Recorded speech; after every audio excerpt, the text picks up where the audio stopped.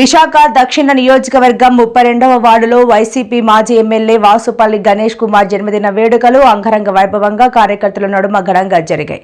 ఈ కార్యక్రమంలో వార్డు అధ్యక్షులు పిన్నిట్ల రాజారెడ్డి మాట్లాడుతూ ఇలాంటి జన్మదిన వేడుకలు ఇంకెన్నో జరుపుకోవాలని కోరారు. ఈ కార్యక్రమంలో వృద్ధులకు చీరలు, పండ్లు పంపిణీ చేయడం జరిగింది.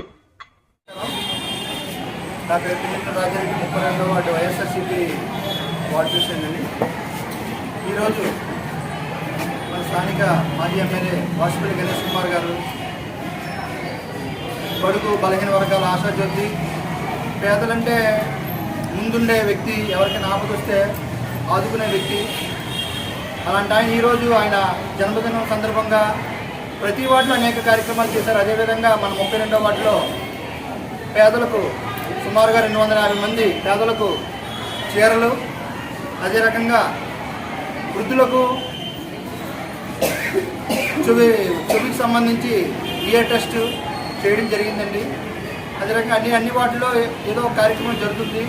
మా ఈ కార్యక్రమానికి గణేష్ కుమార్ గారు వచ్చి కేక్ కటింగ్ చేశారు. అదే రకంగా రానున్న రోజుల్లో వైఎస్ఆర్సీపీని గెలిపించుకుంటే ఇలాంటి కార్యక్రమాలు గవర్నమెంట్ నుంచి ఎన్నో చేస్తారని హామీ ఇచ్చారు. అదే రకంగా ఇప్పుడు జరుగుతున్న ఈ కూటమి ప్రభుత్వంలో భూ కబ్జాలు అరికట్టాలని పిలుపునిచ్చారు. ఈ కార్యక్రమానికి విచ్చేసినటువంటి ఈ వార్డు పుర ప్రజలందరికీ మరియు మా నాయకులకు, మీడియా మిత్రులకు అందరికీ పేరు పేరున నమస్కారాలు తెలియజేస్తున్నాను. పెట్టుకుంటే కానీ పెళ్లి చేసుకున్నట్టు వాళ్ళు అని కొనిశారు, డబ్బు అంతే కదమ్మా, అప్పు చేసుకొని కొనిశారు. ఇది ఏమి రాజ్యం అమ్మా? ఇది ఏమి రాజ్యం?